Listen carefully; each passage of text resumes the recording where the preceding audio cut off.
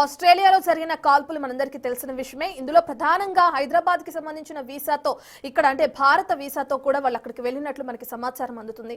దీనికి సంబంధించి మాజీ పోలీస్ ఆఫీసర్ మనతో ఉన్నారు, రెడ్డన్న గారు. ఆయన మాట్లాడుతున్నారు. రెడ్డన్న గారు, మనం చూస్తున్నాం ఇప్పటికే ఇక్కడ పాస్పోర్ట్ తో అక్కడికి వెళ్ళినట్లు తెలుస్తుంది. అండ్ మిలిటరీ స్టైల్లో కూడా వాళ్ళు ఏదైతే ట్రైనింగ్ కూడా తీసుకున్నట్లు తెలుస్తుంది. సో ఇక్కడ ఏ విధంగా దర్యాప్తు కొనసాగించే అవకాశం ఉందనుకోవచ్చు పోలీసులు?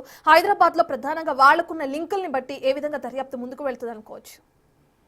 ఇక్కడ మనం ఏమైనా కూడా ఈ ఇంటర్పోల్ ని అలర్ట్ చేస్తారండి ఆస్ట్రేలియన్ పోలీసు. ఇంటర్పోల్ ని అరెస్ట్ చేస్తే ఇంటర్పోల్ వాళ్ళు అగైన్ దే విల్ కాంటాక్ట్ అస్.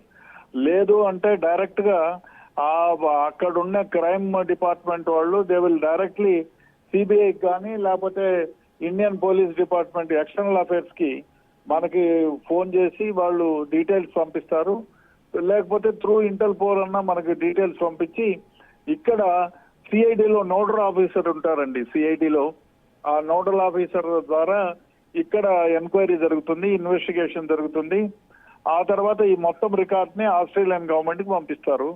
అక్కడ ఛార్జ్ షీట్ వేస్తారు. ఇక్కడ ఇంకా ఏమైనా మిగిలిన ముద్దాయిలు గట్రా ఎవరైనా ఉంటే వాళ్ళ విషయాలు కూడా చూసి వాళ్ళని అరెస్ట్ చేయాలి. అంటే ఎట్లా, మన దేశ చట్టాలు వేరే, ఆస్ట్రేలియన్ చట్టాలు వేరే కాబట్టి అది ఏ విధంగా వాళ్ళని క్రైమ్ లోకి ఇన్వాల్వ్ చేయాలా, లేకపోతే ఎట్లా, వాళ్ళు ఏమైనా రియల్ గా ఇన్వాల్వ్ అయి ఉంటే వాళ్ళు అక్కడ ఉండే వాళ్ళు ఇంకా ఎవరైనా ఉంటే వాళ్ళని డిపోర్ట్ చేయాలా.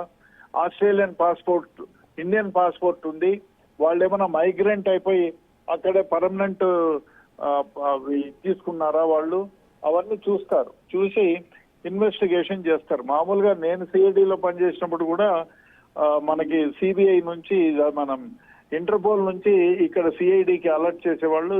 యుఎస్ కేసెస్ కూడా 1 or 2 కేసెస్ లో నేను అప్పుడు దాదాపు 20 ఏళ్ల క్రితం ఇన్వెస్టిగేట్ చేశాము. అదే విధంగా చేస్తారండి.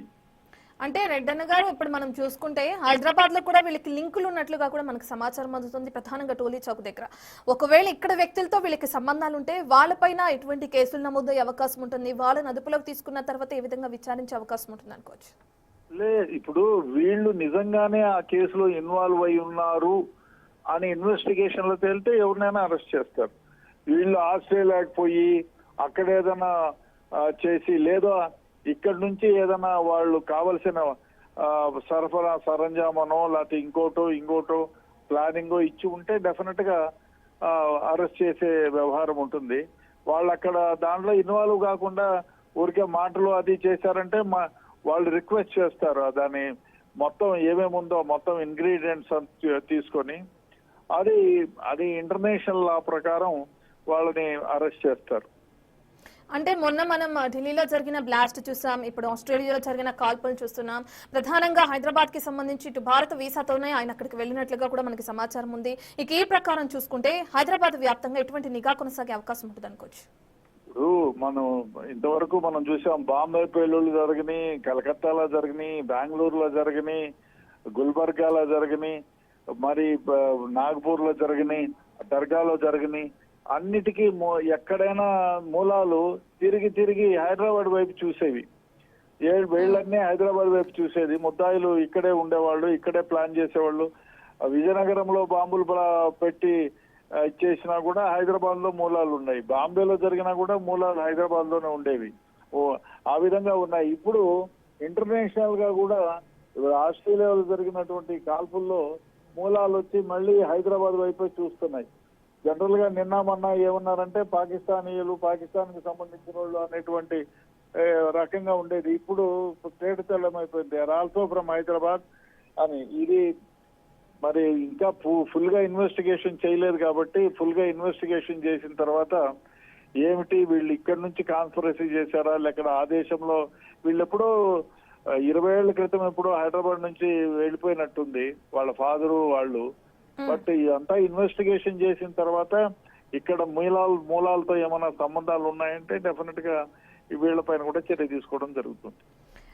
అంటే రెడ్డన్న గారు, ప్రధానంగా ఎవరైతే ప్రధాన నిందితుడు ఉన్నాడు సాజిద్, తన తల్లి సోదరుడు కూడా హైదరాబాద్ లోనే ఉన్నట్లు మనకు సమాచారం అందుతుంది. వాళ్ళని అదుపులోకి తీసుకుంటే ఏ విధంగా ఎంక్వైరీ చేస్తారు అనుకోవచ్చండి? లేదు, ఊరికే ఇప్పుడు తల్లి అయినంత మాత్రం ఇప్పుడు మనకు నక్సలైట్ లీడర్స్ కూడా చాలా మంది తల్లులు, తండ్రులు, ఆ సోదరులంతా కూడా జనజీవన స్రవంతిలో ఉండి హ్యాపీగా అందరితో పాటు ఏ కేసుల్లో ఇన్వాల్వ్ కాకుండా ఉన్నారు. వాళ్ళని ఎంక్వైరీ చేస్తారంటే ఎప్పుడు పోయినారు, ఎప్పుడు వచ్చినారు, ఏమిటి, మీకేమైనా డబ్బులు పంపిస్తున్నారా, మీకేమైనా ఫోన్లు చేస్తున్నారా, మీరేమైనా ఇన్వెస్టిగేషన్. సపోజ్ వీళ్ళు ఆ క్రైమ్ లోకి ఈ విధంగా చేయని ప్రోత్సాహం చేసే డాక్యుమెంట్ మంచో చెడ్డో వాళ్ళ దగ్గర దొరికితే డెఫినెట్ గా వీళ్ళని క్రైమ్ లోకి ఇంటాంగిల్ చేసి వాళ్ళని ఛార్జ్ చేస్తారు. అట్లా లేకపోతే వీళ్ళకి ఏం సంబంధం లేదు. ఎంక్వైరీ అయితే చేస్తారు. జనరల్ గా ఇంకా ఎవరున్నారు, ఎవరు ఎప్పుడు పోయినారు, వీళ్ళకి ఏమైనా డబ్బులు పంపిస్తున్నారా, లేదు వీళ్ళేమైనా వాళ్ళకి డబ్బులు పంపిస్తున్నారా, ఇట్లాంటివన్నీ ఎంక్వైరీ చేస్తారు. చేసి ఒకవేళ వీళ్ళ ఇన్వాల్వ్మెంట్ నిజంగా ఉంది అంటే అప్పుడు వీళ్ళని కూడా అరెస్ట్ చేయడం జరుగుతుంది.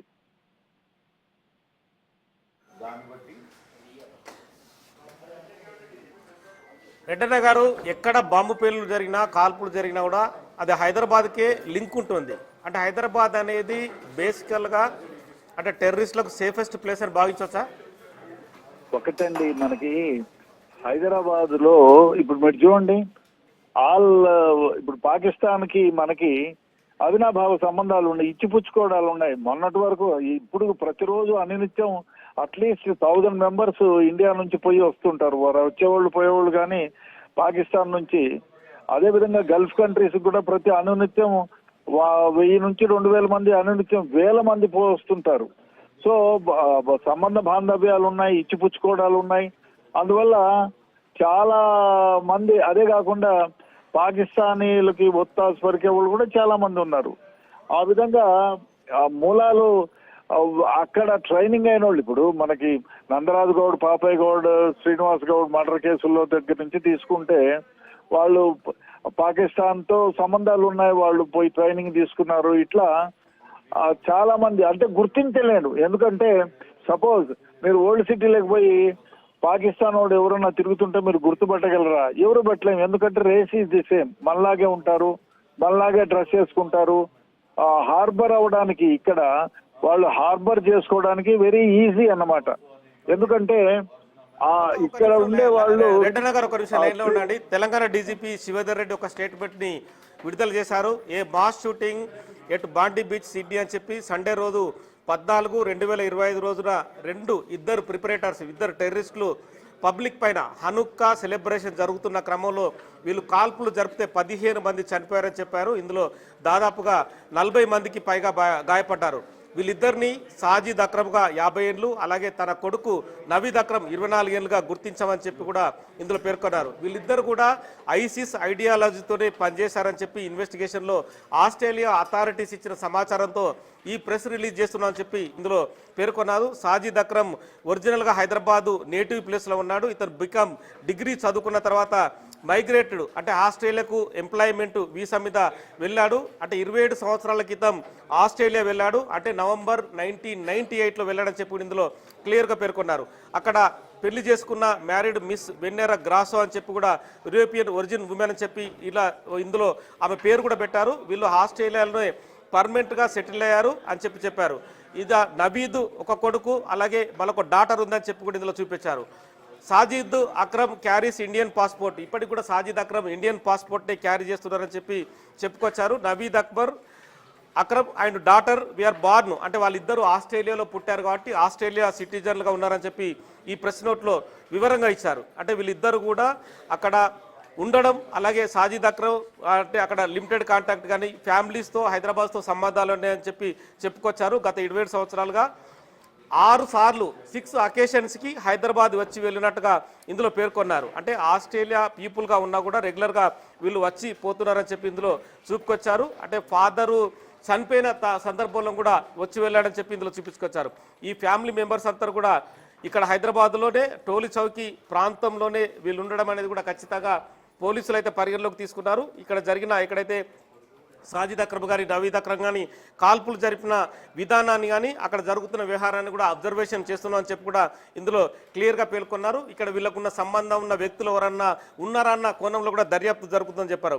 Telangana police has no adverse record against Sajid Akram during his stay in Indian prior to this departure in 98 అని చెప్పి ఇందులో చూపించుకొచ్చారు. Telangana police remain committed to cooperating with central agencies and other counterparts as and when required. అంటే ఇక్కడకు సంబంధించిన సమాచారాన్ని ఎప్పటికప్పుడు కేంద్ర హోంమంత్రిత్వ శాఖకు కానీ ఆస్ట్రేలియాలో దర్యాప్తు జరుగుతున్న క్రమంలో కూడా అక్కడి పోలీసులకు కూడా క్లియర్గా సమాచారం ఇస్తామని చెప్పి ప్రెస్ నోట్లో పేర్కొన్నారు. ఇప్పటికే తెలంగాణకు సంబంధించిన ఇంటెలిజెన్స్ అధికారులు ఉదయమే టోలీ చౌక్లోని అస్రత్ కాలనీకి వెళ్ళినట్టుగా తెలుస్తుంది. వాళ్ళ కుటుంబ సభ్యుల్ని అదుపులోకి తీసుకున్నారు. వాళ్ళ నుంచి కూడా పూర్తి వివరాలు సేకరిస్తున్నారు. ఎందుకంటే 6 సార్లు ఇండియాకు వీళ్ళు వచ్చారు కాబట్టి ఎక్కడెక్కడ లింకులు ఉన్నాయి, ఏ ప్రాంతంలో వీళ్ళు తిరిగారు, అంటే కేవలం టోలీ చౌక్లోని అస్నత్ కాలనీలోనే వీళ్ళు ఉన్నారన్న కోణంలో కూడా దర్యాప్తు సాగే అవకాశం కనిపిస్తుంది. రెడ్డన్న గారు చెప్పండి. అదే 6 సార్లు హైదరాబాద్కు వచ్చి వెళ్ళారన్నట్టుగా తెలంగాణ పోలీసులు వాళ్ళు క్లియర్గా ఒక ప్రెస్ నోట్లో చెప్పుకొచ్చారు. చెప్పండి. సో అంటే మీకు తెలియదేముంది, మీరు ఏసీపీగా మక్కా మసీదు బ్లాస్ట్ జరిగినప్పుడు మీరు ప్రత్యక్ష సాక్షి, తర్వాత కూడా అక్కడ జరిగిన పరిణామాలన్నీ కూడా మీకు అన్ని తెలుసు. తదుపరి హైదరాబాద్లో చాలా బ్లాస్టులు జరిగాయి, చాలా లింకులు కూడా రకరకాలుగా ఉన్నాయి. మామూలుగా ఇప్పుడు నేను ఇంత క్రితం కూడా చెప్పాను మీకు, హైదరాబాద్ ఇండియాలో ఎక్కడ బాంబ్ బ్లాస్ట్లు జరిగినా కాల్పులు జరిగినా దీనికి హైదరాబాద్తో లింకులు ఉండేవి. ఇప్పుడు ఆస్ట్రేలియాతో కూడా ఉన్నది. ఇట్లా ఆస్ట్రేలియా నుంచి ఇండియా నుంచి అదే హైదరాబాద్ నుంచి ఆస్ట్రేలియా పోయి అక్కడ కూడా ఇటువంటి నేరాలకు పాల్పడుతున్నారంటే నిజంగా చూడాలి. డెఫినెట్ గా ఇన్వెస్టిగేషన్ ఏజెన్సీస్ ఏవైతే ఉన్నాయో నోడల్ ఆఫీసర్ ద్వారా వచ్చి ఇన్వెస్టిగేషన్ చేస్తారు. ఇక్కడ వాళ్ళ ప్రమేయం ఏమన్నా ఉంది అంటే డెఫినెట్ గా వీళ్ళపైన కూడా కేసులు రిజిస్టర్ చేస్తారు, వీళ్ళపైన కూడా చర్యలు తీసుకుంటారు. బహుశా ఎందుకంటే వాళ్ళు ఇక్కడ నుంచి వెళ్ళిపోయినారు, ఆయన అక్కడే ఉన్నాడు. వచ్చిన ప్రతిసారి ఎవరిని కలుస్తున్నారు, ఏం చేశారు, వీళ్ళు ప్రేయర్ ఇన్సిడెంట్స్ ఏమైనా ఉన్నాయా, వీళ్ళు ఆస్ట్రేలియాకు పోకముందు ఇండియాలో ఉన్నారు కదా, పోకముందు వాళ్ళ ఇన్సిడెంట్స్ ఏమైనా కేసుల్లో ఏమైనా ఇన్వాల్వ్ అయినారా, ఏమైనా ముందు కేసులు ఉంటాయా, ఏమైనా అక్యూట్ అయినాయా, ఇట్లాంటివన్నీ ఎంక్వైరీ చేస్తారు. ఎంక్వైరీ చేసి ఒక ఫైనల్ రిపోర్ట్ వాళ్ళకి పంపిస్తారు. ఒకవేళ ఇండియాలో వాళ్ళు వచ్చినప్పుడు ఏదైనా క్రైమ్ కి సంబంధించిన దాంట్లో ఇన్వాల్వ్ అవ్వడం కానీ, లేదు ఇక్కడ ఉండే వాళ్ళతో తరచుగా మాట్లాడుకొని ఆ ఫోన్ కాల్ ఏమైనా రికార్డ్ అయి ఉంటే వాళ్ళు ఏమైనా ఇన్వాల్వ్ అయ్యే, మీరు యూతుల్ని చంపండి అని అట్లా మెసేజ్లు ఏమైనా ఇచ్చి ఏమైనా చేసి ఉంటే డెఫినెట్ గా ఇక్కడ వాళ్ళని కూడా ఎంటాంగిల్ చేస్తారు, వీళ్ళపైన కూడా చర్య తీసుకుంటారు. ఇన్వెస్టిగేషన్ జరుగుతుందండి క్షుణ్ణంగా, అన్ని విధాలు అన్ని కోణాల్లో దర్యాప్తు చేసి ఈ కౌంటర్ పార్ట్, ఎందుకంటే ఆస్ట్రేలియన్ గవర్నమెంట్ కి ఆస్ట్రేలియన్ పోలీస్ కి అదేవిధంగా ఇంటర్పోల్ కూడా అలర్ట్ చేసేసి ఉంటారు. త్రూ ఇంటర్పోలే మనకు వచ్చి ఉంటుంది మెసేజ్. కాబట్టి ఇంటర్పోల్ కి మనము కావలసినంత సమాచారాన్ని నిజంగా ఇన్వాల్వ్ అయి ఉంటే వాళ్ళ గురించి మొత్తం పర్టికులర్స్ పంపిస్తాం. మీరు గమనించవచ్చు, హైదరాబాద్లో కానీ ఇంటర్నేషనల్ వైడ్గా ఇండియాలో కానీ ఎక్కడ పేలుడు జరిగినా కాల్పులు జరిగినా ఒక టోలీ చౌకీ, ఒక మలక్పేటు, లేదంటే ఓల్డ్ సిటీలోని కొన్ని ప్రాంతాలు షాలిబండ కావచ్చు, మిగతా కొన్ని ప్రాంతాలు కావచ్చు, ఎందుకు లింక్పై ఉండడం కొంత చాలా వరకు హైదరాబాద్ వాసులకు కూడా ఇబ్బందికరమే. అది ఒకటండి. ఇప్పుడు మీకు బంగ్లాదేశీయులు ఇక్కడ ఇప్పటికే దాదాపు 40-50 వేల మంది ఉన్నారనేది మనం అందరికీ తెలుసు. నేను బాంబ్ బ్లాస్ట్ అయిన 2007లోనే అప్పుడు ఎంక్వైరీ చేస్తే దాదాపు 25,000 మంది దాకా ఇప్పుడు బెంగాలీలు పేరు మీద, ఎందుకంటే బంగ్లాదేశీయులు కానీ వెస్ట్ బెంగాల్ వాళ్ళు కానీ కలకత్తా వాళ్ళు కానీ మాట్లాడే భాష ఒకటి, అదేవిధంగా పాకిస్తాన్ లో ఉన్న వాళ్ళు కానీ హైదరాబాద్ లో ఉండేవాళ్ళు కానీ మాట్లాడే భాష ఒకటి. ఇప్పుడు పాకిస్తాన్ వాళ్ళు ఎవరన్నా వచ్చి ఓల్డ్ సిటీలోనో మలక్పేటలోనో లేదా ఎక్కడన్నా ఉంటే మనము గుర్తించలేము, ఎందుకంటే సేమ్ రేస్ ఉంటుంది, సేమ్ ఫుడ్ హ్యాబిట్స్ ఉంటాయి, అదే విధంగా అన్ని కల్చరల్ గా కూడా అదే విధంగా ఉంటుంది, అదే విధంగా వేష భాష అన్ని అదే విధంగా ఉంటాయి కాబట్టి గుర్తించలేము. అదే విధంగా వాళ్ళు చేసే యాక్టివిటీస్ కూడా మనం ఏమి చేయలేము, గుర్తించలేము. అదే కాకుండా ఓల్డ్ సిటీలో ఒక ఇంటికి 100 బై నంబర్లు ఉంటాయి. అదే విధంగా కొందరిని అక్యూజ్డ్ని ఏదైనా ఇమీడియట్ గా తనిఖీ చేయాలంటే ఈ మామూలు ఇళ్లలో దూరినట్టు అట్లా దూరలేము. ఘోష ఉంటుంది, కొన్ని పద్ధతులు పాటించాలి, ఉమెన్ పోలీసులు తీసుకెళ్ళాలి, అందులో గల్లీలు ఉంటాయి, నంబర్లు కనుక్కోవడం కష్టం, ఒకదానికి 4-5 డోర్లు ఉంటాయి. అదే విధంగా ఈ కారణాల వల్ల ఒకవేళ ఎవరైనా ఇన్వాల్వ్ అయి ఉంటే కూడా వాళ్ళని గుర్తించడం చాలా కష్టం. అందుకనే మనకు వీసాలు అయిపోయిన తర్వాత కూడా ఈ సౌత్ ఆఫ్రికన్స్ కానీ చాలా మంది ఇతర దేశస్తులు ఇక్కడ ఇంకా వీసాలు గడువు అయిపోయినా కూడా ఇక్కడే స్టే చేస్తున్నారు. ఈ నార్కోటిక్ డ్రగ్ పెడలర్స్ అంతా కూడా చాలా మంది, అందరికి వీసాలు అయిపోయినాయి, అయినా కూడా ఇక్కడే ఉంటున్నారు. దానికి అనేక కారణాలు ఉన్నాయి. ఏమిటంటే వాళ్ళు ఇప్పుడు రెంట్కి ఇచ్చేవాళ్ళు, ఇతర దేశస్తులకు రెంట్ ఇచ్చేవాళ్ళు ఇమ్మీడియట్ గా అయ్యా ఫలానా దేశస్తుడు నా ఇంట్లో రెంట్కుంటున్నారు అని ఒక డాక్యుమెంట్ నియరెస్ట్ వాళ్ళ సొంత పోలీస్ స్టేషన్ లో ఇవ్వాలా.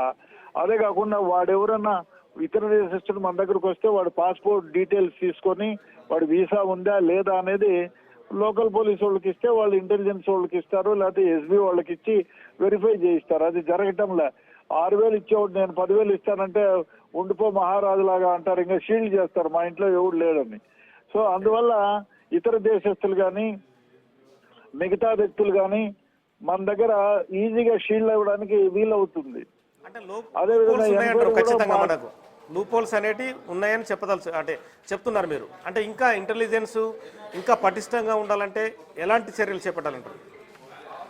ఇప్పుడు మనకి ఎస్బీ బాగానే ఉంది, ఇంటెలిజెన్స్ బాగానే ఉంది, సెంట్రల్ ఇంటెలిజెన్స్ బాగుంది. కాకపోతే ఇప్పుడు మనం హైదరాబాద్ కి 10 ఏళ్ల క్రితం జనాభా ఎంత, ఈ రోజు ఎంత విస్తరించింది, ఆ విధంగా పోలీస్ డిపార్ట్మెంట్ కూడా విస్తరించాలి. ఇప్పుడున్న డిపార్ట్మెంట్లకి అన్ని శాఖలు, ఇంటెలిజెన్స్ కానివ్వండి, సెంట్రల్ ఇంటెలిజెన్స్ కానివ్వండి, కౌంటర్ ఇంటెలిజెన్స్ కానివ్వండి, అన్ని డిపార్ట్మెంట్లు దీన్ని 3 times పెంచితే వీ కెన్ క్యాటర్. లేకపోతే కష్టం అండి. ఇప్పుడు లా అండ్ ఆర్డర్కే దిక్కులు, ఒక్కోసారి పోలీస్ స్టేషన్ లో ఎవరు ఉండరు, ఆ పరిస్థితి. జనాభా ఇప్పుడు ముందెప్పుడో 60 లక్షలు ఉన్న జనాభా 50 లక్షలు ఉన్నప్పుడు జనాభాకి ఎంతమంది పోలీసులు ఉన్నారు? ఇప్పుడు 1,70,00,000 అయిపోయింది చుట్టూరా. ఇప్పుడు నిన్న కలిపిన ప్రకారం అయితే ఎంతో ఎక్కువ జనాభా అయింది. పోలీసుల సంఖ్య ఆ విధంగా పెంచాలి, కొన్ని సౌకర్యాలు కూడా కల్పించాలి ఇమ్మీడియట్ గా. అవన్నీ చేయగలిగితే కొంచెం లా అండ్ ఆర్డర్ పైన కంట్రోల్ ఉంటుంది. ఆయన ఇటువంటి ఇన్వెస్టిగేషన్ లో త్వరితగతిన పూర్తి చేయడానికి కూడా వీలవుతుంది. ఓకే. సో అంటే ఇప్పటికీ అంటే మామూలుగా ఆస్ట్రేలియాలో జరిగిన ఇష్యూని మీరు అబ్జర్వ్ చేసి ఉంటారు. 15 మంది చేరిపోయారు, 40 మంది గాయపడ్డారు. మామూలుగా మీరు టెర్రరిస్టులు విచారించినప్పుడు అంటే యాక్చువల్గా వాళ్ళ మోటో ఏంటి?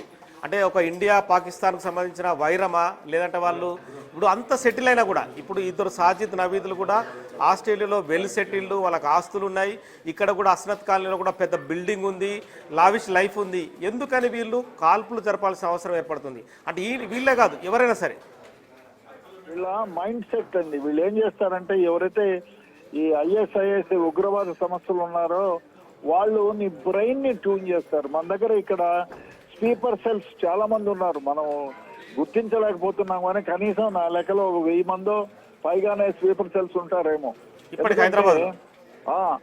ఇప్పటికీ ఉంటారు. ఎందుకంటే వాళ్ళు యాక్టివ్ కాకుండా ఉండొచ్చు, యాక్టివ్ కాకుండా ఉండే వాళ్ళు చాలా మంది ఉండొచ్చు.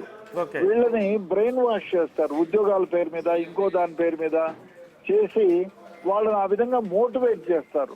మీరు ఈ విధంగా చేస్తే మీకు స్వర్గం ప్రాప్తిస్తుంది, ఈ విధంగా ల్యూర్ చేస్తారు. మీరు ఈ మతం పేరు మీద 1000 మందిని చంపితే స్వర్గానికి డైరెక్ట్ గా నడుచుకుంటా పోతారు, అక్కడ రంభా ఊర్వశి లాంటి వాళ్ళు మిమ్మల్ని స్వాగతాలు పలుకుతారు అనేది. ఆ విధంగా వాళ్ళను బ్రెయిన్ ని వాష్ చేసి వాళ్ళ మోళ్లలోకి తిప్పుకుంటారు. అందుకే ఈ ISIS ఉగ్రవాదుల్ని చేరే వాళ్ళందరూ కూడా యంగ్స్టర్స్, పిల్లలు.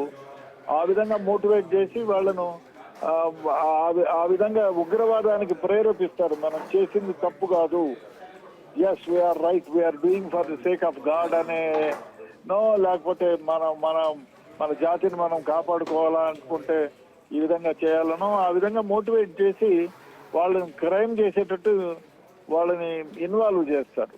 అందువల్ల వాళ్ళు దాన్ని తప్పుగా భావించారు, వేరే ఆలోచనలు ఉండవు. బహుశా యూదుల్ని చంపితే మీరు డైరెక్ట్ గా పోతారు స్వర్గానికి అని చెప్పింటారు, మోటివేట్ చేసింటారు.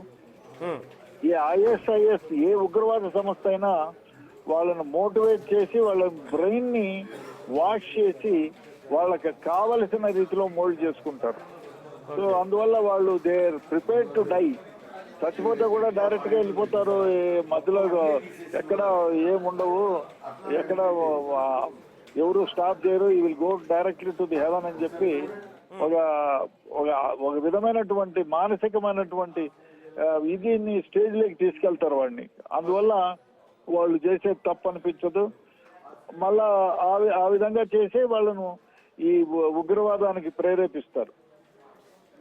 కానీ ఇప్పటికీ టెర్రరిజం వల్ల ప్రపంచంలోని చాలా దేశాలకి హైదరాబాద్కి కూడా ఒక రకమైన భయానక పరిస్థితి కొనసాగుతుంది. ఇప్పుడు ఈ సాజీదు ఇష్యూతోని కూడా హైదరాబాద్లో చాలామంది భయానికి గురే అవకాశం కనిపిస్తుంది. ఎందుకంటే వాళ్ళు ఎక్కడ తిరిగారు, ఏ ప్రాంతంలో ఉన్నారు, ఎవరన్నా స్లీపర్ సెల్స్గా తయారు చేశారా, ఒకవేళ అక్కడ ఇన్సిడెంట్ జరిగిన తర్వాత హైదరాబాద్లో ఇంకేమైనా చేయడానికి చూస్తారా అన్న కోణంలో ఉంటుంది. కానీ పోలీసులు అయితే ఎఫర్ట్స్ పెట్టి ఖచ్చితంగా నిఘా ఉంటుందని మనం భావించవచ్చా? డెఫినెట్ గా భావిస్తాం. ఎందుకంటే మన దగ్గర మనకు సమాచారం వాళ్ళు అందంగానే దాని గురించి పుట్టు పూర్వోత్తరాలు, వీళ్ళకి ఎవరితో లింకులు ఉన్నాయి, ఎవరితో కలిశారు, ఎవరెవరితో ఉన్నారు, ఏ ఫంక్షన్ మీద వచ్చారు, ఆ ఫంక్షన్ వీడియోలు ఏమిటి, మంచి చెడ్డ చుట్టుపక్కల ఎంక్వైరీ చేస్తారు. ఇంటెలిజెన్స్ వాళ్ళు, ఎస్బీ వాళ్ళు ఎంక్వైరీ చేసి అసలు మొత్తం ఏం జరిగింది అనేది కూపీ లాగుతారు. దాని ప్రకారం నోటు కూడా ప్రిపేర్ చేసి సెంట్రల్ గవర్నమెంట్ కి పంపిస్తారు. అదేవిధంగా ఆస్ట్రేలియన్ గవర్నమెంట్ కూడా పంపిస్తారు కౌంటర్ పార్ట్కి. ఓకే, అంటే గతంలో ఐసీసీకి సంబంధించిన ఇష్యూలో ఉన్న వాళ్ళని కూడా ఖచ్చితంగా వాళ్ళ నుంచి కూడా సమాచారాన్ని సేకరించే అవకాశం ఉందా? జనరల్ గా ఇప్పుడు ఎస్బీ వాళ్ళు కానీ, ఇంటెలిజెన్స్ వాళ్ళు కానీ, కౌంటర్ ఇంటెలిజెన్స్ వాళ్ళు కానీ వాళ్ళకి ఇదే పని మీద ఉంటారు. వీళ్ళు రేపొద్దున ఎవరన్నా ఉన్నారా, వీళ్ళపైన నిఘా ఉందా, వీళ్ళ క్రైమ్ లోనా ఇన్వాల్వ్ అయినారా, లేదు వీళ్ళు ఏదైనా ఫోన్లలో, ఇప్పుడు ఈ ఫోన్స్ వచ్చిన తర్వాత చాలా చాలా మార్పులు వచ్చాయి. ఆ స్మార్ట్ ఫోన్లు వచ్చిన తర్వాత దీంట్లో ఏదైనా స్పెషల్ గా వాళ్ళు ఏదైనా ఒక రూట్ ని కనుక్కొని తద్వారా ఏమైనా చేస్తున్నారా, ఇవన్నీ కౌంటర్ ఇంటెలిజెన్స్ వాళ్ళు, ఎస్బీ వాళ్ళు, ఇంటెలిజెన్స్ వాళ్ళు ఎప్పటికప్పుడు ఎంక్వైరీ చేస్తూ ఉంటారు. వాళ్ళకి ఎవరెవరి ఫోన్ల పైన ఉంటారు. అందుకే కదా ఫోన్ ట్యాపింగ్ ఎందుకుంది అంటే ఇటువంటి వాళ్ళపైన నిఘా పెట్టడానికి, ఎక్స్ట్రీమిస్టులు కానీ ఇటువంటి ఉగ్రవాద సంస్థలు ఏమేం చేస్తున్నారు అని, వాళ్ళ ఎక్కడి నుంచి వచ్చింది, ఏ కాల్లో ఏ టర్మ్ లో మాట్లాడుకుంటారు అనే దానిపైన ట్యాప్ చేసి కనుక్కోవడానికి ఈ టెలిఫోన్ ట్యాపింగ్. కానీ దురదృష్టవశాత్తు అది మిస్యూజ్ అయింది. ఓకే అండి, థ్యాంక్ యూ రెడ్డన్న గారు. సో మొత్తానికైతే అస్రత్ కాలనీకి పోలీసులు, ఇంటెలిజెన్స్ అధికారులు ఉదయం వెళ్ళినట్టుగా తెలుస్తుంది. ప్రస్తుతం వాళ్ళ ఇంటికి తాళం వేసింది. వాళ్ళందరినీ అదుపులోకి తీసుకున్నట్టుగా సమాచారం. ఎందుకంటే సాజిద్, నవీద్ అక్రమ్లు ఇండియాకు 6 సార్లు 6 అకేషన్ టైంలో కూడా 6 సార్లు వచ్చారని చెప్పి డీజీపీ శివేందర్ రెడ్డి తను ఇచ్చిన ప్రెస్ నెట్లో పేర్కొన్నాడు. తన తండ్రి చనిపోయినప్పుడు కూడా వచ్చి ఇక్కడే ఉన్నాడని చెప్పుకొచ్చారు. ఆల్రెడీ వాళ్ళు ఐసీస్కు సంబంధించిన మిలిటరీ ట్రైనింగ్ తీసుకున్నారు కాబట్టి వాళ్ళు వేరే వాళ్ళని కూడా ఖచ్చితంగా రిక్రూట్ చేసి ఉంటారన్న అనుమానాలను కూడా ఖచ్చితంగా కేంద్ర హోంమంత్రిత్వ శాఖ కూడా ఆ యాంగిల్లో కూడా దర్యాప్తు చేయమని తెలంగాణ పోలీసులకు చెప్పింది. తెలంగాణలో ఉన్న కౌంటర్ ఇంటెలిజెన్స్ పోలీసులు ప్రస్తుతం రంగంలోకి దిగారు. వీళ్ళని అదుపులోకి తీసుకొని వాళ్ళ ఫోన్లన్నింటినీ ఆల్రెడీ వాళ్ళు టేక్ ఓవర్ చేశారు. వాళ్ళ ఫోన్లకు సంబంధించిన కాల్ రికార్డ్స్ కానీ, వాళ్ళు ఒకవేళ ఈ కాల్పుల ఘటనకు ముందు ఇండియాలో ఉన్న వీళ్ళతో మాట్లాడారా, లేదంటే వాళ్ళు ఎక్కడెక్కడి నుంచి కాల్స్ మాట్లాడారు, ఇండియాలో ఉన్న స్లీపర్ సెల్స్కి, ముఖ్యంగా హైదరాబాద్లో ఉన్న వీళ్ళకి సంబంధించిన వ్యక్తులతో ఏమన్నా మాట్లాడారన్న కోణంలో ప్రస్తుతం అయితే కౌంటర్ ఇంటెలిజెన్స్ దర్యాప్తు జరుగుతుంది. టోలీ చౌక్ కానీ, మలక్పేట్ కానీ, షాలిబండ, ఓల్డ్ సిటీ, బార్కస్ కానీ ఈ ప్రాంతాలపైన ప్రస్తుతం అయితే నిఘా కొనసాగుతుంది. ఇద్దరు డీసీపీలను కూడా సౌత్ జోన్లో, సౌత్ వెస్ట్ డీసీపీ, ఇద్దరు డీసీపీలు ప్రస్తుతం సౌత్ జోన్లో ఉన్నారు. వాళ్ళిద్దరిని కూడా అలర్ట్ చేసిన పరిస్థితి. ఎందుకంటే ఆ ప్రాంతం అంతా కూడా నిఘా నీడలో ఉండాలని చెప్పి డీజీపీ శివేందర్ రెడ్డి భావించారు. ఇప్పటికే కమిషనర్ సజ్జనార్ కూడా ఆ ప్రాంతంలో ఉన్న స్పెషల్ బ్రాంచ్లో కానీ మిగతా ఇంటెలిజెన్స్ వాళ్ళని కూడా అలర్ట్ చేశారు. ముఖ్యంగా ఇందులో టెర్రరిస్టులకు సంబంధించిన ప్రతి పాత్ర కూడా కౌంటర్ ఇంటెలిజెన్స్ పోషిస్తుంది కాబట్టి సిఐసెల్ సంబంధించిన ఐపీఎస్ అధికారులు కానీ, మిగతా వాళ్ళు ఆఫ్ ద రికార్డులో పనిచేసే స్లీపర్ సెల్స్గా ఉన్న పోలీసులు కానీ ప్రస్తుతం రంగంలోకి దిగి పూర్తి వివరాలు సేకరిస్తున్నారు. ఒక టోలీ చౌకే కాదు, టోలీ చౌక్కి సంబంధించిన వాళ్ళ అస్రత్ కాలనీలో ఉంటున్నారు కానీ వాళ్ళకు సంబంధించిన కుటుంబ సభ్యులు ఎవరు, వాళ్ళు ఎక్కడెక్కడ ఉంటున్నారు, ఒకవేళ హైదరాబాద్లోనే వాళ్ళ నివాసమా, లేదంటే ఇండియాలోని వివిధ ప్రాంతాల్లో వాళ్ళకి సంబంధించిన చుట్టాలు ఉన్నారా, బంధువులు ఉన్నారా అన్న కోణంలో కూడా ప్రస్తుతం అయితే దర్యాప్తు జరుగుతుంది. ఎందుకంటే సాజిద్ ఇల్లు కూడా ఒక లాబిష్గా ఉంది. 3-4 ఫ్లోర్ల వాడు కూడా బిల్డింగు ప్రస్తుతం అయితే మనకు కనిపిస్తుంది. ఆ బిల్డింగు ఉంది. బిల్డింగు ఫ్రంట్ గేటుకు మాత్రం తాళం వేసింది. భారీగా సంపాదించి ఆస్ట్రేలియాకి వెళ్ళి కూడా వెల్ సెటిల్ అయిన తర్వాత అక్కడే అమ్మాయిని పెళ్లి చేసుకున్న తర్వాత తన కొడుకు తను కలిసి యూదుల పైన విచక్షణారహితంగా కాల్పులు జరిపిన విధానం పైన ప్రస్తుతం దర్యాప్తు అయితే కొనసాగుతుందని చెప్పొచ్చు. వాళ్ళని మోటివేట్ చేసిన ఐసిస్ వాళ్ళకి ఏ ఆశ చూపింది, లేదంటే